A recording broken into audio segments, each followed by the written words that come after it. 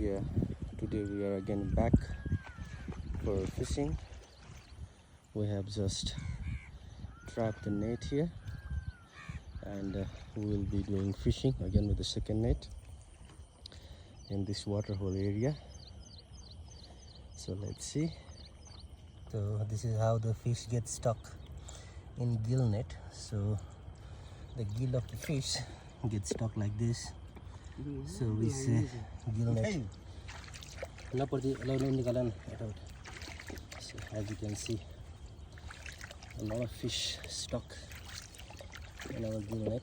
So this is our first round. We tried here, and we have a lot of fish here.